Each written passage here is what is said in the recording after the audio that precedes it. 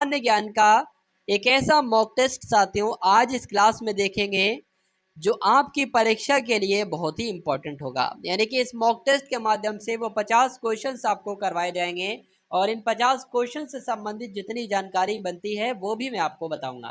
तो ये क्लास आपकी आगामी परीक्षा के लिए बहुत इंपॉर्टेंट हो जाती है। तो साथियों क्लास आपकी शुरू हो चुकी है और पहला प्रश्न आपकी स्क्रीन पर आ चुका है। आपसे पूछा जा रहा है कि मुगल बादशाह अकबर की मृत्यु निम्नलिखित में से किस वर्ष हुई थी, बताइए। तो यहाँ पर आप लोग ध्यान रखेंगे साथियों, अकबर की मृत्यु कब हुई थी? तो 1605 में हुई थी, आपको ध्यान रखना है। अकबर को साथियों कहाँ पर दफनाया गया था? तो आगरा में जो सिकंदरा है ना, सिकंदर में साथियों, सिकंदरा में इसको दफनाया गया था, ये आपको ध्यान रखना। इनके जन्म की अगर बात करें तो जन्म कब हुआ था? तो 1542 में साथियों इनका जन्म हुआ था, ये भी आपको ध्यान रखना है। चलिए अब उसके बाद देखिए नेक्स्ट नंबर का प्रश्न आपकी स्क्रीन पर है। पूछा आपसे जा रहा है कि निम्नलिखित में से किस शासक ने दीन इलाही नाम से एक नई जीवन शैली या धर्म की शुरुआत की थी? तो किसने की थी साथियों? अकबर ने की थी, आपको ध्यान रखना है। आंसर आपको ऑप्शन नंबर सी के साथ जाएगा। ठीक है साथियों, चलिए उसके बाद देखिए नेक्स्ट नंबर का प्रश्न आपके स्क्रीन पर है। क्या आपसे पूछा जा रहा है कि हड़प्पा कालीन स्थल रंगपुर भारत के किस राज्य में स्थित है, बताइए। देखिए रंगपुर की अगर बात करते हैं ना तो ये कहाँ पर स्थित है? ये साथियों गुजरात में स्थित है, इसलिए आंसर आपका किस ऑप्शन के साथ जाएगा? ऑप्शन नंबर बी के साथ जाएगा। ठीक है साथियों, चलिए अगर बात करें रंगपुर से साथियों कौन से उपकरण प्राप्त हुए हैं? तो पाषाण कालीन उपकरण प्राप्त हुए हैं, ये भी आपको ध्यान रखना है। अगर बात करें साथियों गुजरात में कौन कौन से हड़प्पा कालीन स्थल हैं? तो लोथल है, सुतकोददा है, उसके अलावा धौलावीरा भी है। धौलावीरा साथियों बहुत पूछा जाता है कि किस राज्य में है? तो गुजरात में है, आप लोग ध्यान रखेंगे। उसके बाद देखिए कि ऋग्वेद कितनी पुस्तकों में विभाजित है या कितने मंडलों में विभाजित है? तो 10 पुस्तकों या 10 मंडलों में विभाजित है, आप लोग ध्यान रखेंगे। आंसर आपका जो जाएगा साथियों वो ऑप्शन नंबर बी के साथ जाएगा। उसके बाद देखिए 1932 में हस्ताक्षरित पूना समझौता महात्मा गांधी और किसके बीच का समझौता था, जिसके बाद महात्मा गांधी ने अपना अनशन समाप्त किया, बताइए।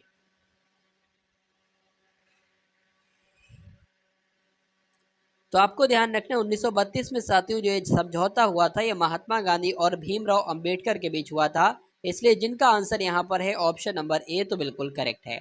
उसके बाद देखिए भारतीय राष्ट्रीय कांग्रेस के पहले अधिवेशन का आयोजन मुंबई में व्योमेश चंद्र बनर्जी की अध्यक्षता में किया गया था, लेकिन पूछा आपसे जा रहा है कि कब किया गया था, बताने की कोशिश कीजिए।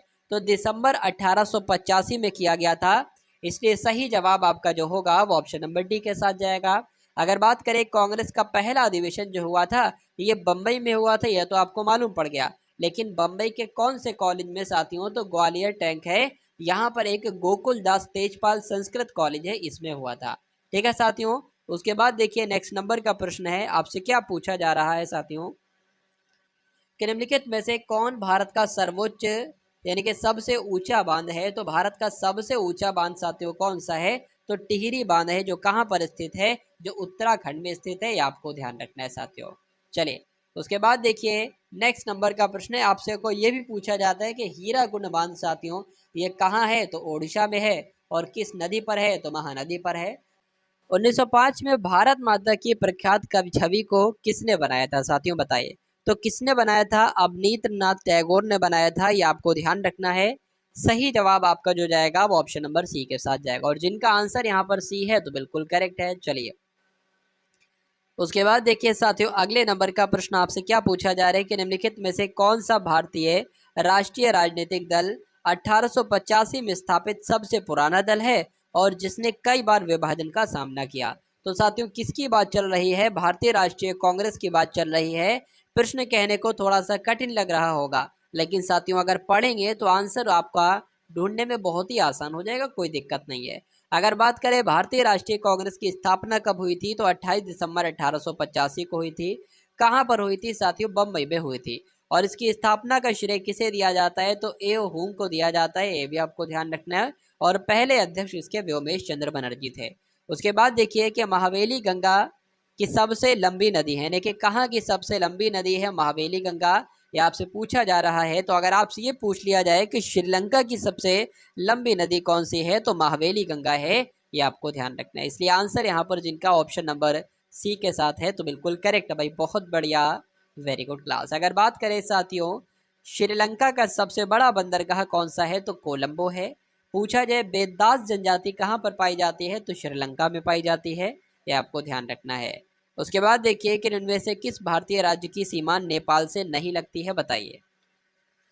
चलिए, क्या इस क्वेश्चन का बिल्कुल करेक्ट आंसर होगा? तो असम की अगर बात करें साथियों, तो असम राज्य की सीमा नेपाल से नहीं लगती है। उसके अलावा साथियों पश्चिम बंगाल की भी लगती है, अगर बात करें उत्तराखंड की भी लगती है और उत्तर प्रदेश की भी लगती है। उसके बाद देखेंगे नेक्स्ट नंबर का प्रश्न आपकी स्क्रीन पर है कि निम्नलिखित में से कौन सी गोदावरी नदी की एक सहायक नदी है? तो साथियों गोदावरी नदी की सहायक नदी के बारे में आपसे पूछा जा रहा है। तो जो पेन गंगा नदी है ना साथियों, पेन गंगा नदी, ये गोदावरी नदी की एक सहायक नदी है, इसलिए आंसर आपका जो जाएगा वो ऑप्शन नंबर बी के साथ जाएगा। उसके बाद देखिए नेक्स्ट नंबर का प्रश्न है, निम्नलिखित में से कौन सी पर्वत श्रृंखला भारत, पाकिस्तान और चीन तक फैली हुई है? बताइए। क्या पूछा जा रहा है साथियों, आपको बताना इसका राइट आंसर। अगर बात करें कि जो काराकोरम पर्वत श्रृंखला है ना, ये भारत, पाकिस्तान और चीन तक साथियों फैली हुई है, इसलिए सही जवाब आपका जो होगा वो ऑप्शन नंबर डी के साथ जाएगा। उसके बाद देखिए साथियों नेक्स्ट नंबर का प्रश्न आपकी स्क्रीन पर है कि भाखड़ा नागल बांध किस नदी पर स्थित है? बताइए भाई। देखिए भाखड़ा नागल बांध की अगर बात करें तो ये भारत का पहला कंक्रीट बांध है, ये भी आपसे पूछा जा सकता है। और किस नदी पर स्थित है? तो साथियों सतलज नदी पर स्थित है, ये आपको ध्यान रखना है। अगर बात करें साथियों भाखड़ा नागल बांध को जब पंडित जवाहरलाल नेहरू ने देखा था तो इसको क्या कहा? इसको आधुनिक भारत का मंदिर कहा था, ये भी आपको ध्यान रखना है। उसके बाद देखिए नेक्स्ट नंबर का प्रश्न आपकी स्क्रीन पर है कि SLR उस धनराशि का निर्धारण करती है जिसकी आवश्यकता किसी बैंक को कुछ विशिष्ट प्रतिभूतियों में निवेश करने की होती है, जो मुख्य रूप से केंद्र और राज्य सरकारों द्वारा जारी प्रतिभूतियां होती हैं, यानी कि SLR की फुल फॉर्म आपसे पूछी जा रही है। तो इसकी फुल फॉर्म साथियों क्या हो जाएगी? आपको ध्यान रखना है, स्टेटरी लिक्विडिटी रेशियो हो जाएगी। इसलिए जिनका भी आंसर यहाँ पर है ऑप्शन नंबर डी के साथ तो बिल्कुल करेक्ट है। चलिए, उसके बाद देखिए कि राजकोषीय नीति के रूप में कर बटौती, कर कटौती द्वारा विकास से बढ़ावा देने की कोशिश करते हुए सरकार किस प्रकार की नीति का अनुसरण करने की कोशिश कर रही है? तो किस प्रकार की, ठीक है, नीति का अनुसरण करने की साथियों कोशिश कर रही है?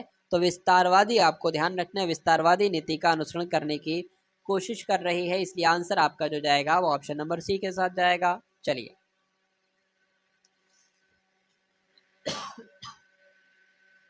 चलिए साथियों, उसके बाद देखिए नेक्स्ट नंबर का प्रश्न आपकी स्क्रीन पर है, आपसे पूछा जा रहा है कि साथियों वो कौन सी दर है जिस पर वाणिज्यिक बैंक निधियों की कमी के मामले में भारतीय रिजर्व बैंक से उधार लेती है? बताइए। रिवर्स रेपो दर, बाजार दर, रेपो दर या विनिमय दर बताने की कोशिश कीजिए, बताइए। तो रेपो दर साथियों वो दर है, इसलिए आंसर आपका किस ऑप्शन के साथ जाएगा? ऑप्शन नंबर सी के साथ जाएगा। उसके बाद देखिए भारत में 12वीं पंचवर्षीय योजना की अवधि साथियों आपसे पूछी जा रही है, तो बताने की कोशिश करेंगे।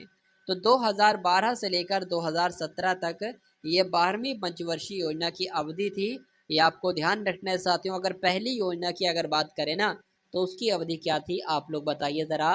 तो 1951 से लेकर 1956 थी। चलिए,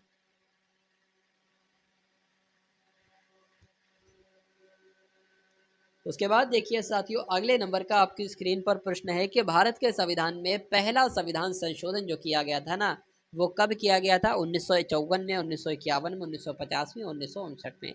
तो कब किया गया था साथियों? 1951 में किया गया था, इसलिए आंसर आपका जो जाएगा वो ऑप्शन नंबर बी के साथ जाएगा। और जिनका आंसर यहाँ पर बी है तो बिल्कुल करेक्ट है भाई, बहुत बढ़िया, वेरी गुड क्लास। चलिए, भारत के संविधान का निम्नलिखित में से कौन सा अनुच्छेद परिभाषित करता है कि 14 वर्ष से कम आयु के किसी भी बच्चे को किसी कारखाने या किसी खदान में काम करने के लिए या किसी अन्य खतरनाक रोजगार में नहीं लगाया जा सकता? तो ये साथियों कौन सा अनुच्छेद कहता है? तो ये अनुच्छेद 24 कहता है, इसलिए सही जवाब आपका जो होगा वो ऑप्शन नंबर ए के साथ जाएगा। उसके बाद देखिए नेक्स्ट नंबर का प्रश्न आपकी स्क्रीन पर है कि भारत के संविधान में कितनी अनुसूचियों का उल्लेख किया गया है? तो कितनी अनुसूचियों का उल्लेख किया गया है? तो साथियों 12 अनुसूचियों का उल्लेख किया गया है, ये आपको ध्यान रखना है। सही जवाब आपका जो होगा वो ऑप्शन नंबर सी के साथ जाएगा। उसके बाद देखिए साथियों नेहरू रिपोर्ट 1928 निम्न में से किससे संबंधित थी? तो नेहरू रिपोर्ट 1928 साथियों इस संवैधानिक ढांचे से संबंधित थी, इसलिए सही आपका आंसर जो जाएगा वो ऑप्शन नंबर बी के साथ जाएगा। और जिनका भी आंसर यहाँ पर बी है तो बिल्कुल करेक्ट है। चलिए उसके बाद देखिए, भारतीय संविधान में व्यापार की स्वतंत्रता की अवधारणा किस देश के संविधान से ली गई है?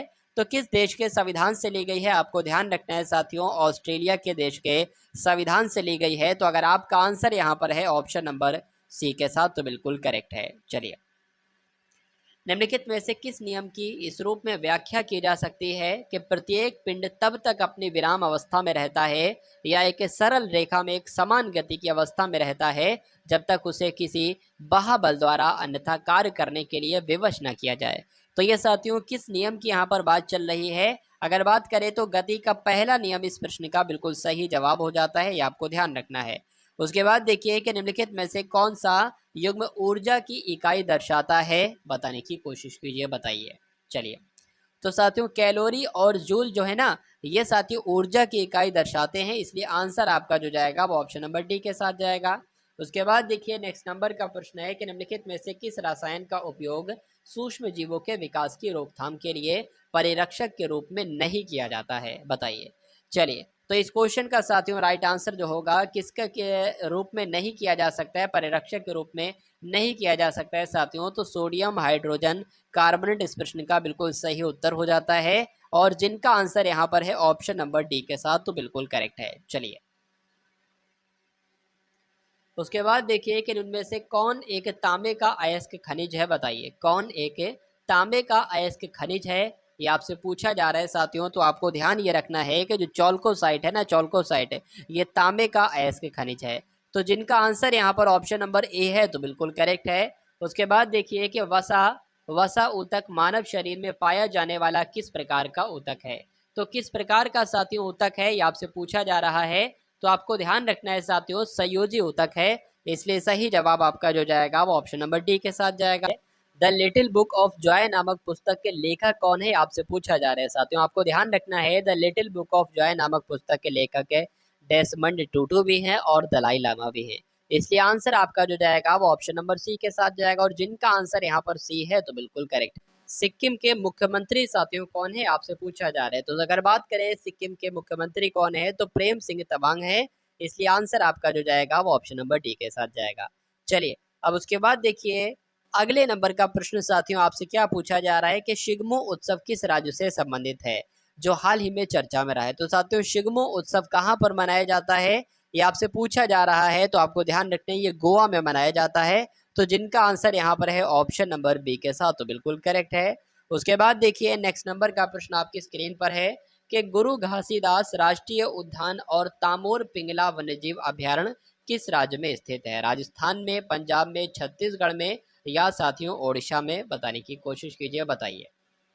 चलिए, तो अगर बात करें साथियों इस क्वेश्चन का राइट आंसर क्या होगा, इस क्वेश्चन का राइट आंसर आपका हो जाएगा ऑप्शन नंबर सी। और जिनका साथियों ऑप्शन नंबर सी आंसर है तो बिल्कुल करेक्ट है।